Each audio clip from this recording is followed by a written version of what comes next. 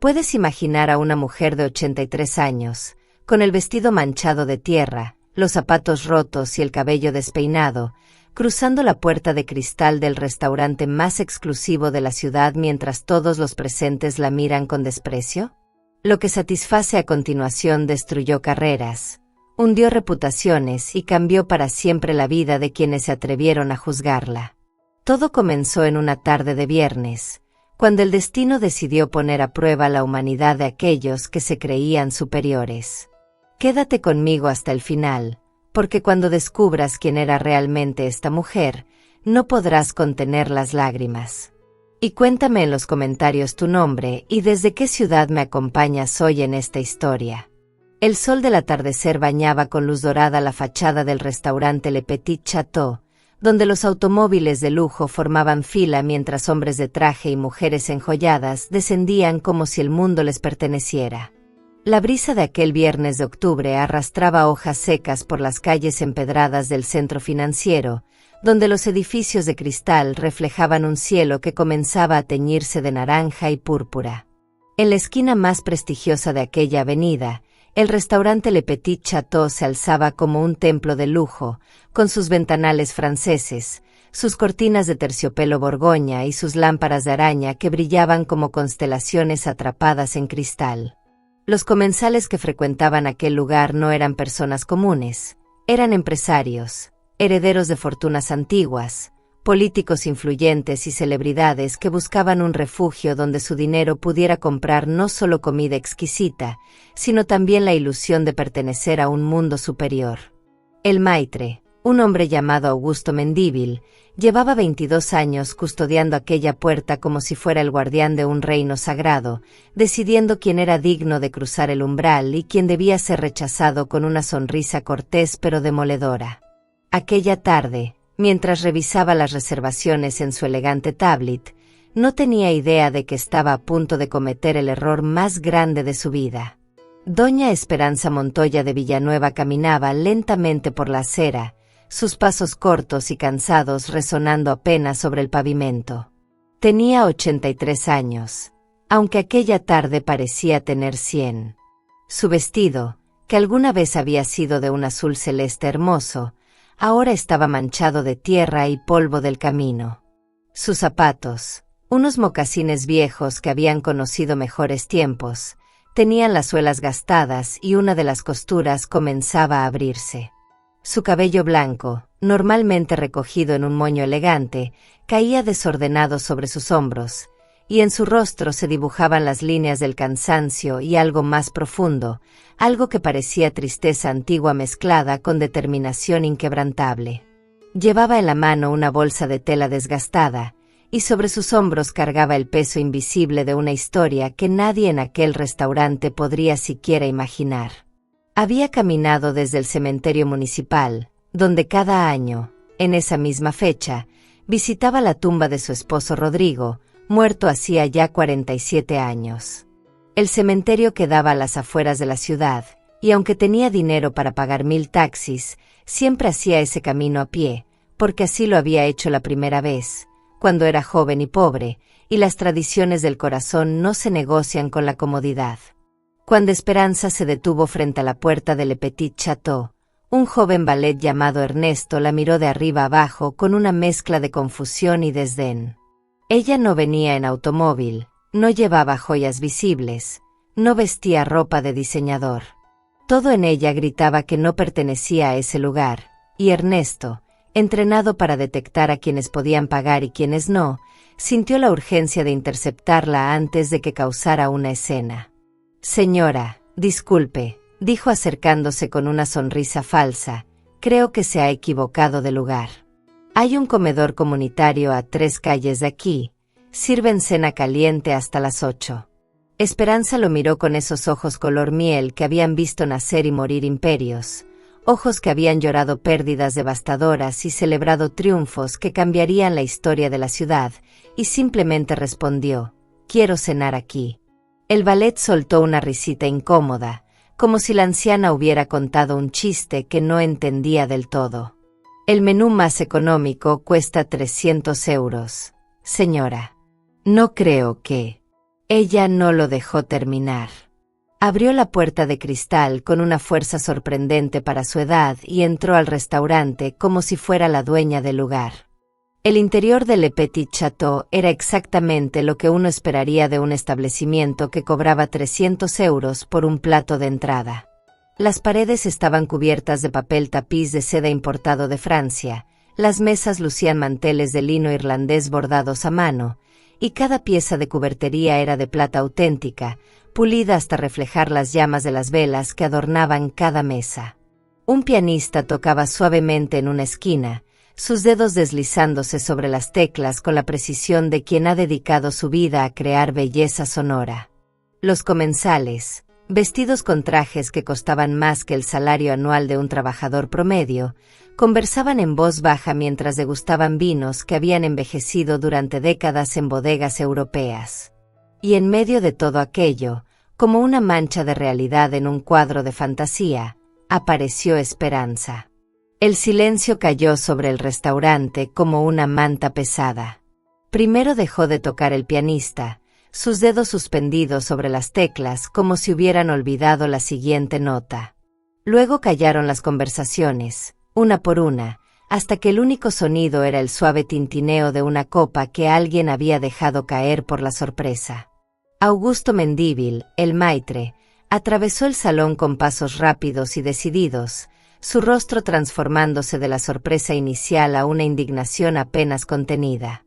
Había dedicado más de 2 décadas a cultivar la reputación de aquel restaurante, a convertirlo en un santuario para la élite, y no iba a permitir que una indigente arruinara todo aquello.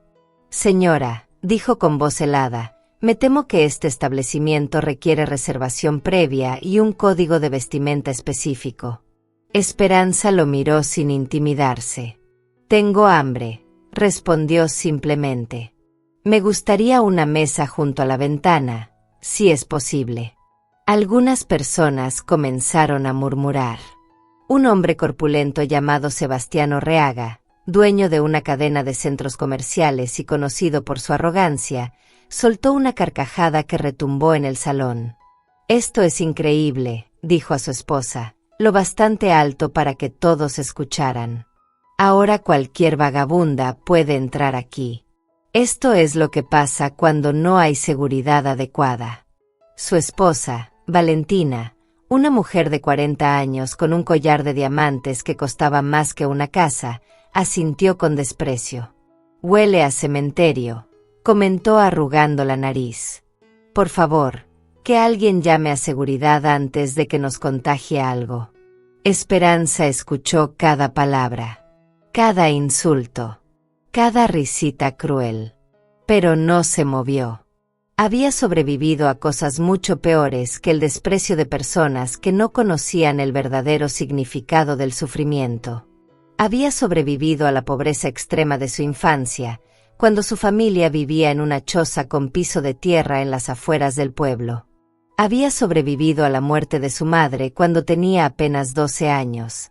Dejándola sola con 4 hermanos menores que alimentar. Había sobrevivido a trabajar en las fábricas textiles desde los 14 años, sus manos pequeñas sangrando sobre las máquinas de coser mientras soñaba con un futuro diferente.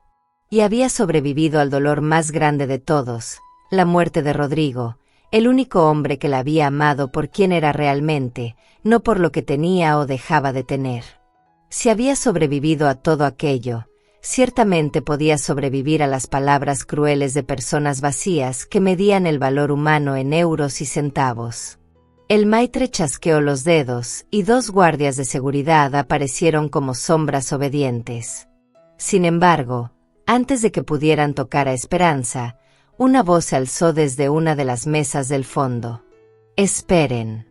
Era Camila Orreaga, la hija de Sebastián, una joven de 25 años que había pasado su vida entera rodeada de privilegios, pero que, a diferencia de sus padres, había desarrollado algo parecido a una conciencia.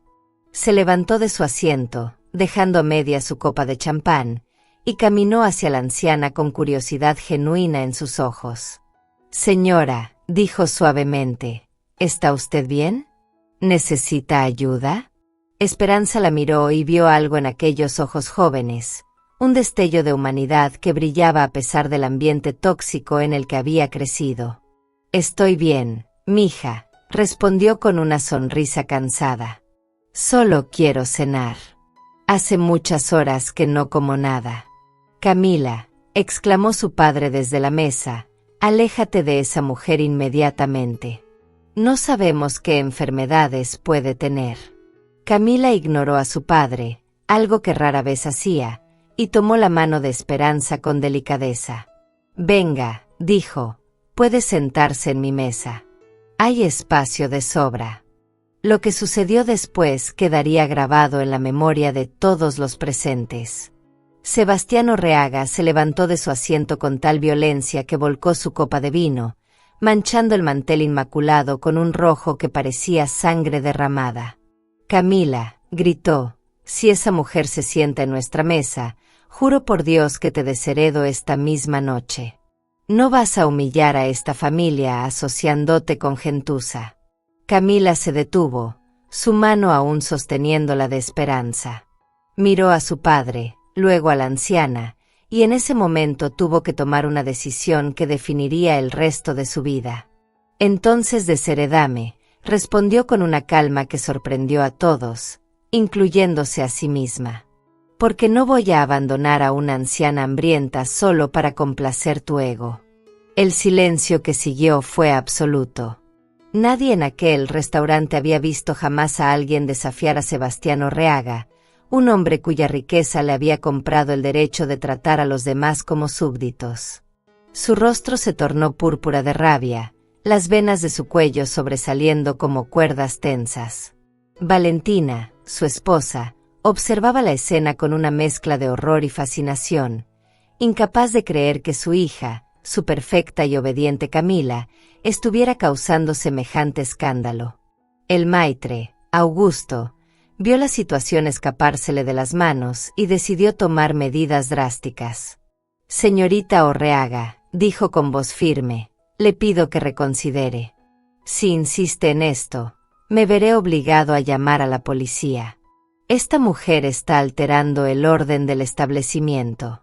Esperanza, que había permanecido en silencio observando el intercambio, finalmente habló. Su voz era suave, pero cargaba una autoridad que hizo que incluso Sebastián guardara silencio.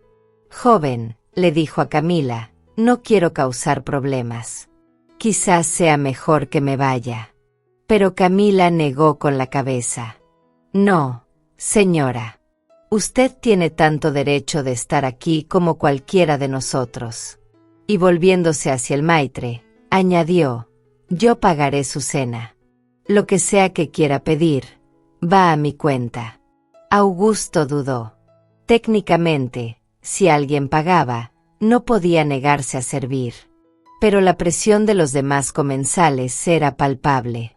Todos lo miraban, esperando que mantuviera el orden, que expulsara a aquella intrusa y restaurara la normalidad.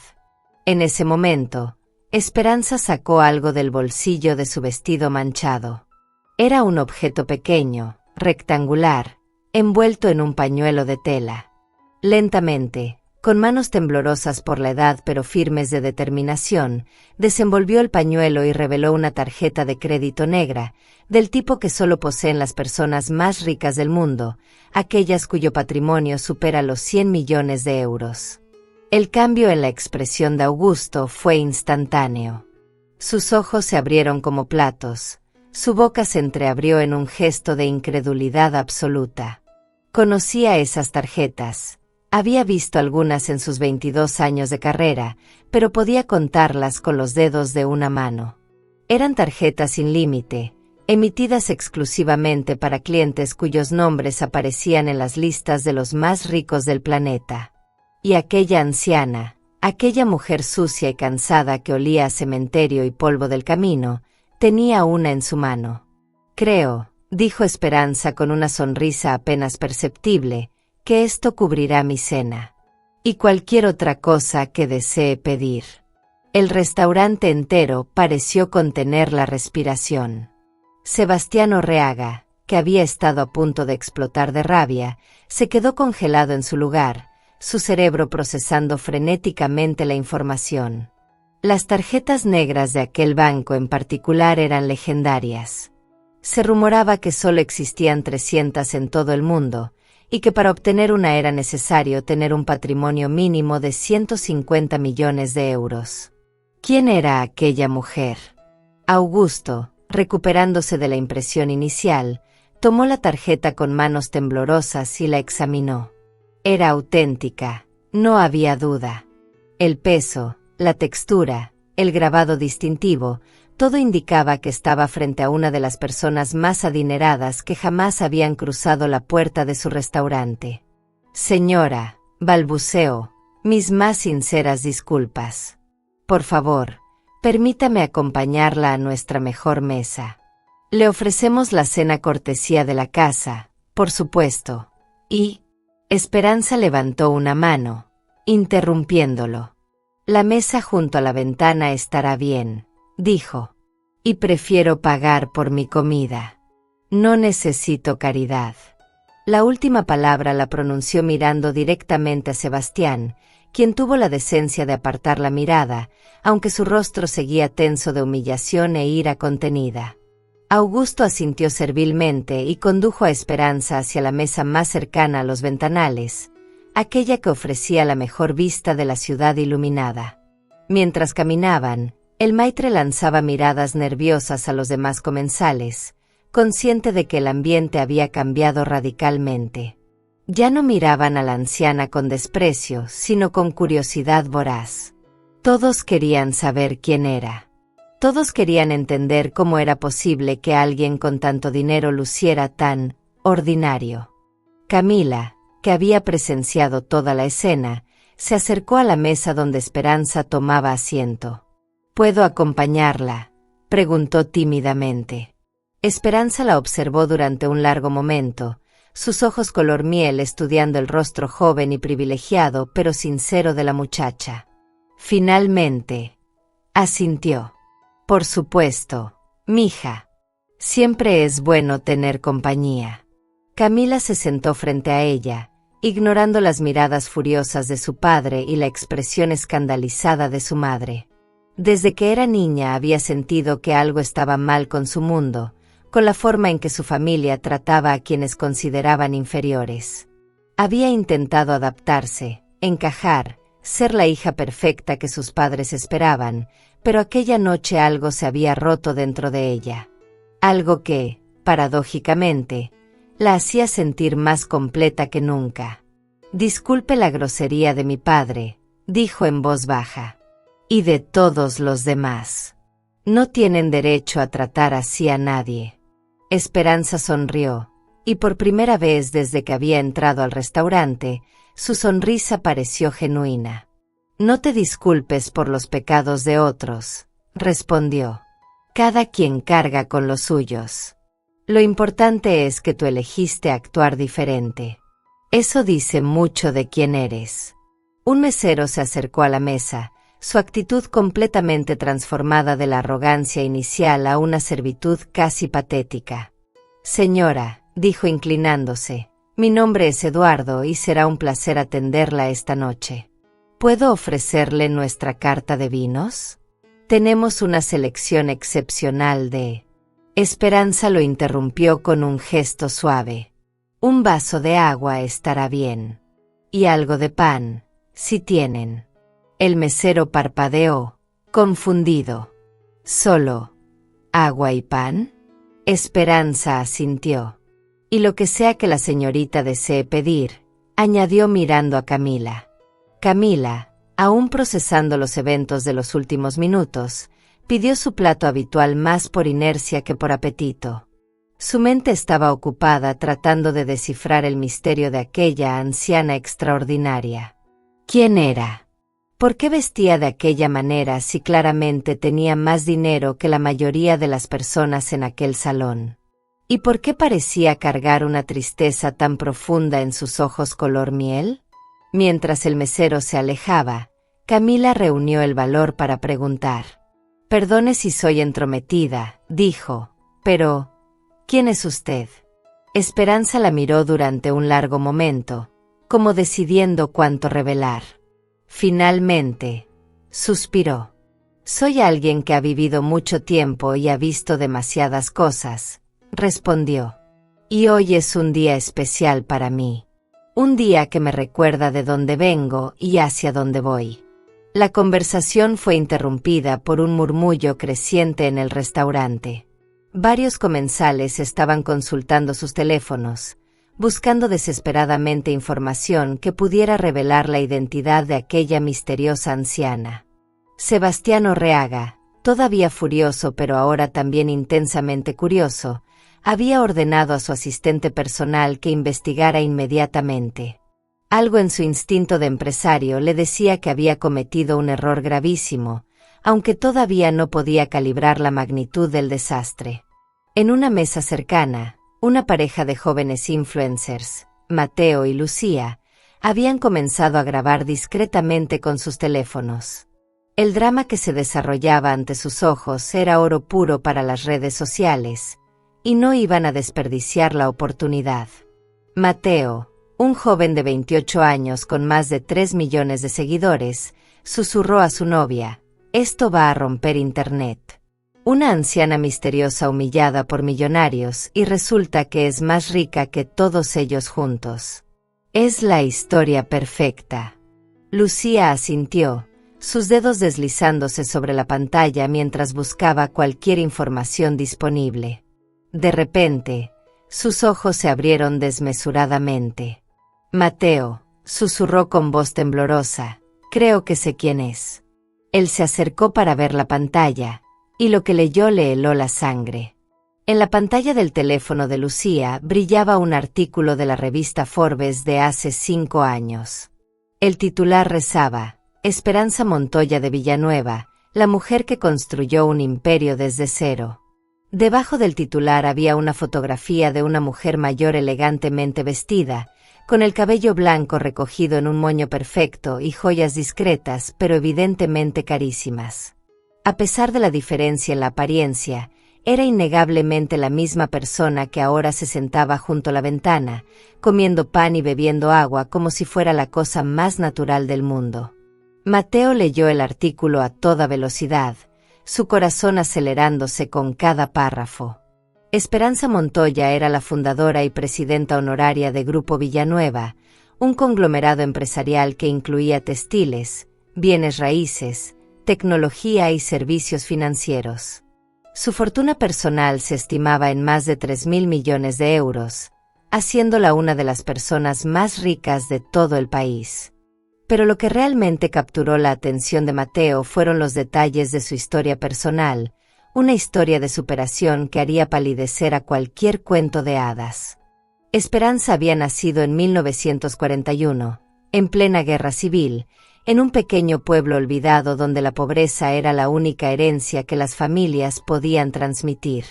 Su padre había muerto antes de que ella naciera, víctima de una bala perdida, y su madre había trabajado como lavandera para mantener a sus 5 hijos vivos. Cuando Esperanza tenía 12 años, su madre enfermó de tuberculosis y murió en cuestión de semanas, dejando a los niños completamente solos. Esperanza, siendo la mayor, asumió la responsabilidad de criar a sus hermanos. Trabajaba 16 horas al día en una fábrica textil, sus pequeñas manos sangrando sobre las máquinas mientras sus hermanos esperaban en casa con el estómago vacío. Pero incluso en medio de aquella miseria, Esperanza soñaba. Soñaba con un futuro diferente, con una vida donde la pobreza no dictara el destino de las personas. Y poco a poco, centavo a centavo, comenzó a construir ese futuro. A los 20 años, Esperanza había ahorrado lo suficiente para comprar su propia máquina de coser.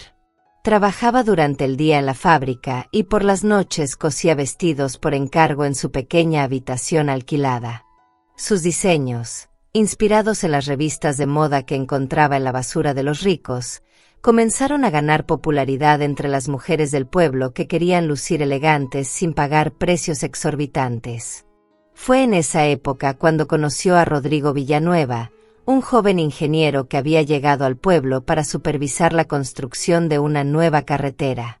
Rodrigo venía de una familia de clase media, nada extraordinario, pero tenía algo que Esperanza nunca había visto en un hombre: la capacidad de mirarla a los ojos sin juzgarla, sin menospreciarla, sin tratarla como si fuera menos por haber nacido pobre. Se enamoraron con la intensidad de quienes han conocido el sufrimiento y reconocen en el otro un alma gemela. Se casaron 6 meses después, en una ceremonia sencilla en la iglesia del pueblo, con Esperanza vistiendo un vestido que ella misma había diseñado y cosido con retazos de telas que había ido guardando durante años. El matrimonio de Esperanza y Rodrigo fue una asociación de iguales en una época donde las mujeres eran consideradas ciudadanas de segunda clase. Rodrigo creía en el talento de su esposa y la animó a expandir su negocio de costura. Con sus conocimientos de ingeniería y administración, ayudó a Esperanza a transformar su pequeño taller en una verdadera empresa. Juntos abrieron su primera tienda de ropa en la ciudad, utilizando los ahorros de ambos y un préstamo que tuvieron que suplicar a un banco que no confiaba en que una mujer pudiera dirigir un negocio. Pero Esperanza demostró que todos los escépticos estaban equivocados. Su ropa, elegante pero accesible, se convirtió en un éxito inmediato. Las mujeres de clase media podían finalmente vestirse con dignidad sin arruinarse en el intento, y amaban a Esperanza por ello. En 5 años, la pareja había abierto 10 tiendas en diferentes ciudades. En 10 años, habían lanzado su propia línea de producción textil. En 20 años, Grupo Villanueva era uno de los conglomerados empresariales más importantes del país. Pero el éxito vino acompañado de tragedia. Rodrigo, el amor de su vida, el único hombre que la había tratado como una igual, murió de un infarto a los 42 años. Esperanza tenía apenas 36, y de repente se encontró sola al frente de un imperio empresarial y con un vacío en el corazón que ninguna cantidad de dinero podría llenar. Muchos esperaban que vendiera la empresa y se retirara a vivir de sus rentas, como haría cualquier viuda respetable de la época. Pero Esperanza no era cualquier viuda. En lugar de rendirse, dobló sus esfuerzos. Trabajaba 18 horas al día, expandiendo el negocio hacia nuevos sectores, invirtiendo en tecnología cuando otros empresarios aún desconfiaban de las computadoras, entrando en el mercado inmobiliario cuando los precios estaban bajos. Cada decisión que tomaba estaba guiada por una combinación de intuición, trabajo duro y la determinación inquebrantable de honrar la memoria de Rodrigo construyendo algo que perdurara. Lo que Mateo no encontró en el artículo de Forbes, pero que Esperanza recordaba con perfecta claridad mientras comía su pan junto a la ventana del restaurante, era el precio personal que había pagado por su éxito. No había tenido hijos, una elección consciente que había tomado junto con Rodrigo, pues ambos sentían que el mundo era demasiado cruel para traer nuevas vidas. Había perdido amigos que no pudieron manejar su ascenso social, personas que la acusaban de haberse vendido, de haber olvidado sus raíces. Había soportado décadas de machismo empresarial, de hombres que la subestimaban por ser mujer y luego la odiaban cuando les demostraba que estaban equivocados. Y había desarrollado una profunda desconfianza hacia las personas, especialmente hacia aquellas que se le acercaban después de conocer su fortuna. Nunca sabía si la querían a ella o a su dinero, y esa duda constante la había convertido en una persona reservada, casi ermitaña, que prefería la compañía de sus recuerdos a la falsedad de la alta sociedad. Cada año, en el aniversario de la muerte de Rodrigo, Esperanza hacía el mismo ritual. Caminaba desde su mansión hasta el cementerio, un recorrido de casi 15 kilómetros que hacía a pie sin importar el clima. Pasaba horas junto a la tumba de su esposo, contándole sobre el año que había pasado, los negocios, los problemas, los pequeños momentos de alegría que encontraba entre las obligaciones del día a día. Y luego caminaba de regreso, sucia y cansada, pero sintiéndose más cerca de Rodrigo que en cualquier otro momento. Aquel viernes, después de su visita anual al cementerio, el hambre la había sorprendido cerca del centro financiero. Normalmente hubiera ignorado el hambre hasta llegar a casa, pero algo la impulsó a entrar en aquel restaurante. Quizás fue la curiosidad de ver cómo reaccionarían ante ella. Quizás fue un último acto de rebeldía contra un mundo que siempre la había juzgado por las apariencias. O quizás, simplemente, estaba cansada de esconderse y quería ver, una vez más, la verdadera naturaleza de las personas cuando creían que nadie importante estaba observando. Mientras Esperanza conversaba tranquilamente con Camila, el restaurante se había transformado en un hervidero de murmullos y miradas nerviosas. La noticia de su identidad se extendía como fuego en paja seca, pasando de mesa en mesa, cada persona reaccionando con una mezcla de asombro y terror. Aquellos que habían reído de ella, que la habían insultado, que habían pedido que la echaran como si fuera un animal callejero, ahora sentían el peso de sus palabras cayendo sobre ellos como piedras. Sebastián Orreaga fue uno de los primeros en recibir la información completa. Su asistente le envió un correo electrónico con un resumen detallado. Esperanza Montoya de Villanueva, fundadora de Grupo Villanueva, fortuna estimada en más de 3.000 millones de euros, conocida por su memoria implacable y su tendencia a destruir los negocios de quienes la ofendían. El último dato hizo que Sebastián sintiera un escalofrío recorrer su espalda. Grupo Villanueva tenía participaciones en varios de los centros comerciales donde él operaba.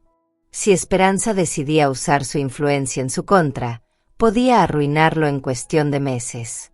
Valentina, la esposa de Sebastián, había leído el mismo correo sobre el hombro de su marido y su rostro había perdido todo color. «Huele a cementerio», había dicho en voz alta, lo suficiente para que toda la mesa escuchara. Y ahora descubría que había insultado a una mujer cuya fortuna multiplicaba por 100 la de su familia. Se levantó de su asiento con las piernas temblorosas y caminó hacia la mesa de Esperanza, ignorando las protestas mudas de su esposo. «Disculpe», dijo con voz quebrada al llegar junto a la anciana. Quería disculparme por mi comentario de antes. Fue completamente inapropiado y...» Esperanza la miró con esos ojos que habían visto demasiado y no se dejaban engañar por actuaciones convenientes. «Tu disculpa», dijo con calma, «¿es porque te arrepientes de lo que dijiste o porque descubriste quién soy?» Valentina abrió la boca para responder, pero no encontró palabras. La verdad era tan obvia que negarla hubiera sido insultante. Esperanza asintió lentamente. «Eso pensé», dijo.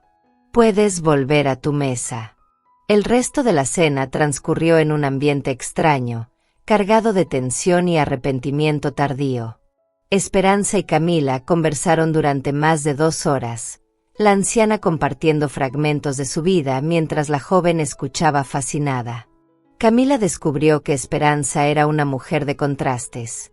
Podía ser implacable en los negocios, pero extremadamente generosa con quienes lo merecían.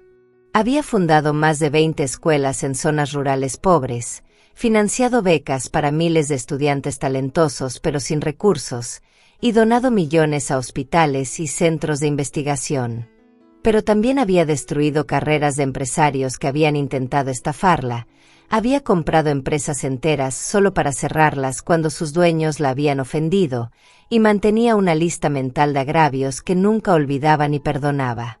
«El mundo me enseñó que la bondad sin fuerza es debilidad», explicó a Camila mientras tomaba un sorbo de agua. «Ayudo a quienes lo merecen, pero también protejo lo mío con uñas y dientes.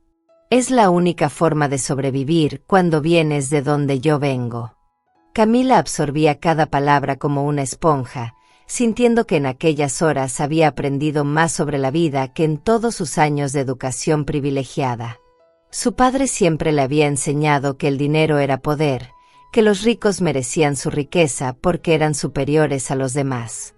Pero Esperanza le mostraba una realidad diferente, que la riqueza podía ganarse con trabajo honesto y perderse con decisiones estúpidas, que el verdadero valor de una persona no estaba en su cuenta bancaria, sino en cómo trataba a los demás cuando nadie importante estaba mirando. «¿Qué va a hacer con ellos?», preguntó Camila en un momento, refiriéndose a su padre y a todos los que habían insultado a Esperanza. La anciana sonrió enigmáticamente. «Todavía no lo he decidido», respondió. Dependerá de lo que hagan a partir de ahora. Cuando Esperanza finalmente pidió la cuenta, el restaurante entero pareció contener el aliento. Augusto, el maitre, se acercó personalmente a su mesa, prácticamente temblando. Señora Montoya, dijo usando su nombre completo por primera vez, ha sido un honor tenerla esta noche. Por supuesto, la cena corre por cuenta de la casa. Es lo menos que podemos hacer para... Esperanza lo interrumpió. Prefiero pagar, dijo con firmeza, y añadir una propina generosa para el personal que trabaja en la cocina. Ellos no tuvieron nada que ver con lo que pasó esta noche, y merecen ser compensados por su trabajo. Augusto asintió, humillado pero aliviado de que la situación no escalara más. Procesó el pago de Esperanza, que incluyó una propina de 5.000 euros para el personal de cocina, y le ofreció múltiples reverencias mientras la acompañaba hacia la salida. Antes de cruzar la puerta, Esperanza se detuvo y se volvió hacia el salón. Todas las miradas estaban fijas en ella, esperando sus palabras como si fueran el veredicto de un juicio. Esta noche, dijo con voz clara que llegó hasta el último rincón del restaurante, muchos de ustedes mostraron quiénes son realmente. No quienes pretenden ser cuando saben que los observan, sino quienes son cuando creen que pueden actuar sin consecuencias. Hizo una pausa, dejando que sus palabras calaran. Espero que reflexionen sobre eso. Y espero que la próxima vez que vean a alguien que parece necesitado, recuerden que las apariencias engañan. Dicho esto, salió del restaurante, dejando tras de sí un silencio que pesaba como plomo. Los días siguientes al incidente fueron caóticos para varios de los comensales que habían participado en la humillación de Esperanza. Mateo y Lucía habían subido a las redes sociales un video editado del evento, omitiendo sus propios comentarios pero mostrando claramente las reacciones de otros. El video se viralizó en cuestión de horas, acumulando millones de vistas y desatando una ola de indignación pública. Sebastián Orreaga vio su nombre arrastrado por el lodo en todos los medios, su comentario sobre los vagabundos reproducido una y otra vez hasta convertirse en el símbolo de todo lo que estaba mal con la élite. Sus socios comerciales comenzaron a distanciarse, los inversores a hacer preguntas incómodas, y las acciones de sus empresas a caer en picada. En menos de una semana, había perdido más de 30 millones de euros en valor de mercado, y eso era solo el comienzo. Valentina no corrió mejor suerte. Su comentario sobre el olor a cementerio la convirtió en el blanco de burlas despiadadas en las redes sociales. Los memes se multiplicaban, las parodias aparecían en programas de televisión, y su círculo social, aquellas amigas que juraban lealtad eterna mientras bebían champán en sus reuniones semanales, comenzó a evitarla como si tuviera una enfermedad contagiosa. Nadie quería ser asociado con la mujer que había insultado a Esperanza Montoya, no por principios morales, sino por miedo a las represalias. Valentina, que había construido su identidad sobre su estatus social y su red de contactos, se encontró de repente sola y despreciada, probando una pequeña dosis de la medicina que durante años había administrado a quienes consideraba inferiores. El maitre Augusto recibió una carta certificada 3 días después del incidente. Provenía del Departamento Legal de Grupo Villanueva y contenía una demanda por discriminación, daños morales y violación de derechos del consumidor. La carta detallaba cómo Augusto había intentado expulsar a una cliente legítima basándose únicamente en su apariencia, cómo había llamado a seguridad para intimidarla, y cómo había permitido que otros clientes la insultaran sin intervenir. La demanda pedía una compensación de 500.000 euros, no porque Esperanza necesitara el dinero, sino para sentar un precedente legal que protegiera a otros de sufrir el mismo trato. El restaurante Le Petit Chateau, enfrentando la peor crisis de relaciones públicas de su historia, despidió a Augusto esa misma semana. Después de 22 años de servicio, se encontró en la calle, sin referencias utilizables y con su reputación destruida.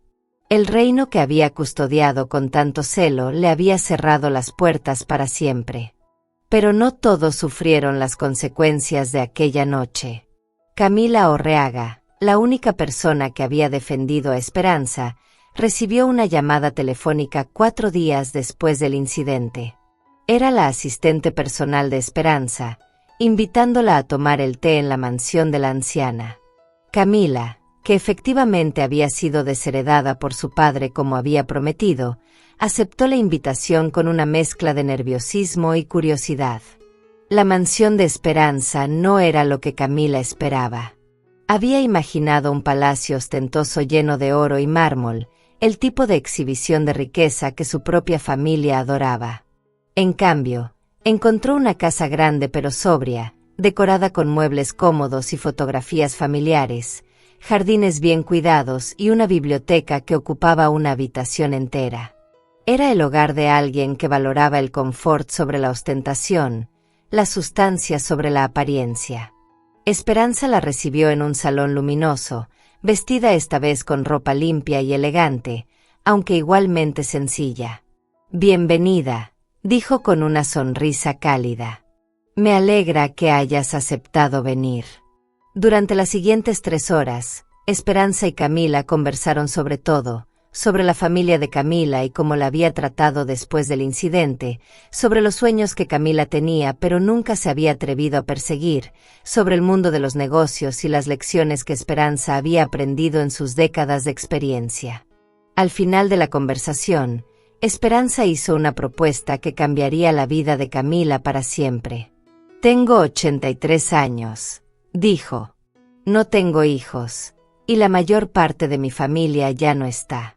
He pasado décadas construyendo algo, y no quiero que muera conmigo». Hizo una pausa, sus ojos color miel brillando con una intensidad que contrastaba con su apariencia frágil. «Quiero ofrecerte un puesto en mi empresa.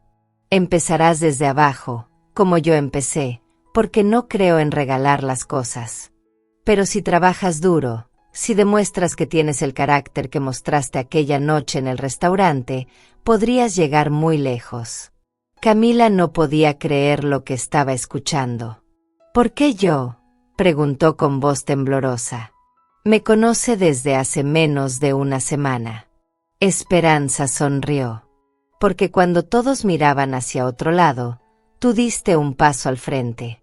Porque elegiste hacer lo correcto aunque te costara todo. Eso es más valioso que cualquier título universitario o conexión familiar. Eso es carácter. Y el carácter es lo único que no se puede comprar». Los meses siguientes fueron los más difíciles y transformadores de la vida de Camila.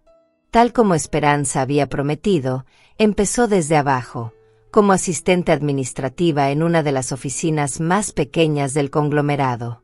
Sus antiguos amigos se burlaban de ella, su familia la había repudiado, y había días en que se preguntaba si había cometido un error terrible al desafiar a su padre. Pero cada vez que esas dudas la asaltaban, recordaba la mirada de Esperanza aquella noche en el restaurante, la dignidad con que había soportado los insultos, la fuerza tranquila con que había reclamado su lugar. Si Esperanza había sobrevivido a cosas mucho peores y había llegado a donde estaba, entonces Camila también podía hacerlo. Esperanza se convirtió en su mentora, reuniéndose con ella cada semana para discutir su progreso, compartir consejos y, ocasionalmente, contar historias de su propio pasado. Camila aprendió que el éxito no era cuestión de suerte o de nacimiento, sino de trabajo constante, decisiones inteligentes y la voluntad de seguir adelante cuando todo parecía perdido. Mientras tanto, la vida de Sebastián Orreaga continuaba su espiral descendente. La caída en el valor de sus empresas había forzado a los bancos a revisar sus líneas de crédito, y cuando descubrieron la magnitud real de sus deudas, las llamaron de inmediato. Sebastián, que había vivido toda su vida adulta financiando sus lujos con dinero prestado, se encontró de pronto incapaz de pagar. Tuvo que vender su mansión, sus automóviles de lujo, sus acciones en diversas empresas. Valentina, que se había casado con él por su dinero tanto como por cualquier otra cosa, solicitó el divorcio en cuanto vio que la fortuna se evaporaba. La demanda de divorcio fue brutal, con acusaciones de infidelidad, abuso emocional y mala gestión financiera volando en ambas direcciones. Los medios cubrieron cada detalle sórdido, convirtiendo la caída de los Orreaga en un espectáculo público que sirvió como advertencia para otros que se creían intocables. Un año después del incidente en el restaurante, Esperanza Montoya falleció pacíficamente mientras dormía. Tenía 84 años y, según los médicos, su corazón simplemente dejó de latir, como si hubiera decidido que era hora de reunirse con Rodrigo. La noticia de su muerte ocupó las primeras planas de todos los periódicos, y las muestras de condolencia llegaron de todo el mundo. Pero lo que realmente capturó la atención pública fue su testamento. Esperanza había dejado la mayor parte de su fortuna a fundaciones benéficas, escuelas, hospitales, programas de becas para jóvenes de familias pobres. Sin embargo, había hecho una excepción notable. Un 15% de sus acciones en Grupo Villanueva, valoradas en aproximadamente 450 millones de euros, fueron dejados a Camila Orreaga, con la condición de que continuara trabajando en la empresa durante al menos 10 años y mantuviera los valores que Esperanza le había enseñado. Camila recibió la noticia del testamento con lágrimas en los ojos. No por el dinero, aunque era una suma que jamás había imaginado poseer, sino por lo que representaba.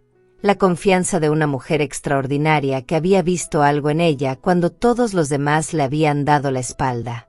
En el funeral de Esperanza, celebrado en la pequeña iglesia del pueblo donde había nacido, Camila dio un discurso que conmovió a todos los presentes. Habló de la noche en el restaurante, de cómo una anciana sucia y cansada le había enseñado más sobre la dignidad humana que toda una vida de privilegios. Habló de las lecciones que había aprendido en el último año, de cómo el verdadero valor de una persona no se mide en dinero sino en acciones. Y terminó con una promesa, que dedicaría su vida a honrar el legado de Esperanza, a usar su fortuna para ayudar a otros como Esperanza la había ayudado a ella. El restaurante Le Petit Chateau cerró sus puertas 6 meses después del incidente, incapaz de recuperarse del escándalo y la pérdida de clientela. El edificio fue comprado por un inversor anónimo y transformado en un comedor comunitario que servía comidas gratuitas a personas sin hogar. Sobre la puerta principal, donde antes colgaba el pretencioso nombre francés, ahora había un letrero simple que decía, Comedor Esperanza. Abierto a todos, sin excepciones. Nadie sabía quién había financiado la transformación, aunque muchos sospechaban que Camila había tenido algo que ver. Ella nunca confirmó ni negó los rumores, prefiriendo que las especulaciones continuaran. Lo importante no era quién había pagado por el comedor, sino lo que representaba, la prueba de que incluso los espacios más exclusivos podían convertirse en lugares de inclusión y humanidad. Augusto, el antiguo maitre, fue una de las primeras personas en comer en el comedor Esperanza. Había pasado meses buscando trabajo sin éxito, su reputación manchada para siempre por el incidente. Cuando finalmente agotó sus ahorros y no tuvo más opciones, entró por las mismas puertas donde antes había decidido quién era digno y quién no. Nadie lo reconoció, o si lo reconocieron, nadie dijo nada. Le sirvieron un plato caliente de comida y un vaso de agua, exactamente lo mismo que Esperanza había pedido aquella noche fatídica. Mientras comía, rodeado de personas que la sociedad consideraba invisibles, Augusto sintió por primera vez el peso de sus acciones pasadas. Todas las veces que había rechazado a alguien por su apariencia, todos los juicios instantáneos que había hecho basándose en la ropa o el acento, todas las sonrisas falsas con que había despachado a quienes no cumplían sus estándares arbitrarios. Las lágrimas comenzaron a rodar por sus mejillas, silenciosas y amargas, mientras entendía finalmente lo que Esperanza había intentado enseñarle aquella noche. Pasaron los años. Camila cumplió su promesa de trabajar en Grupo Villanueva durante al menos 10 años, pero en realidad nunca se fue. Se convirtió en directora ejecutiva a los 40 años, guiando la empresa con los mismos valores que Esperanza le había inculcado. Bajo su liderazgo, El conglomerado expandió sus programas de responsabilidad social, creó miles de empleos en comunidades marginadas, y se convirtió en un modelo de cómo los negocios podían ser rentables y éticos al mismo tiempo. Cada año, en el aniversario de la muerte de Esperanza, Camila hacía el mismo recorrido que su mentora solía hacer. Caminaba desde la oficina central hasta el cementerio donde ahora descansaban Esperanza y Rodrigo, juntos por fin. Pasaba horas junto a sus tumbas, contándoles sobre el año que había pasado, los desafíos que había enfrentado, los pequeños triunfos que había celebrado. Y luego caminaba de regreso, cansada pero en paz, sintiendo que Esperanza la observaba desde algún lugar y sonreía. La historia de aquella noche en el restaurante se convirtió en una leyenda urbana, contada una y otra vez como advertencia contra el prejuicio y la arrogancia. Los detalles cambiaban con cada narrador, algunos exagerando la riqueza de Esperanza, otros inventando consecuencias aún más dramáticas para quienes la habían insultado. Pero el núcleo de la historia permanecía intacto. Una mujer fue juzgada por su apariencia y demostró que el verdadero valor no tiene nada que ver con la ropa que uno viste o el automóvil que uno conduce. Era una historia simple, casi obvia en su moraleja, y sin embargo una que la humanidad parecía necesitar escuchar una y otra vez. Sebastián Orreaga murió solo, en un apartamento pequeño que alquilaba con la pensión mínima que le quedaba después de perder todo. Valentina se había casado 2 veces más, buscando siempre hombres ricos que pudieran mantener su estilo de vida, pero cada matrimonio había terminado en desastre. Nunca volvió a recuperar el estatus social que había perdido, y pasó sus últimos años amargada y resentida, culpando a todos menos a sí misma de su caída. Ninguno de los dos entendió nunca la lección que Esperanza había intentado enseñarles, demasiado atrapados en su propio ego para ver más allá de sus narices. Pero eso era lo que Esperanza siempre había dicho: no se puede forzar a las personas a cambiar, solo se puede ofrecerles la oportunidad. Lo que hagan con esa oportunidad es decisión suya. El día que Camila cumplió 60 años, organizó una cena especial en el comedor Esperanza. Invitó a 100 personas, empleados de Grupo Villanueva, beneficiarios de las becas que la fundación había otorgado, voluntarios que trabajaban en los programas sociales. La comida fue sencilla pero deliciosa, el ambiente cálido y lleno de risas. Camila dio un breve discurso en el que recordó a Esperanza, la mujer que había cambiado su vida con un simple acto de dignidad y una invitación a hacer lo correcto. Miren a su alrededor, dijo a los presentes. Cada persona en esta sala está aquí porque alguien eligió ver más allá de las apariencias. Alguien eligió dar una oportunidad. Alguien eligió creer en el potencial humano cuando hubiera sido más fácil juzgar y descartar.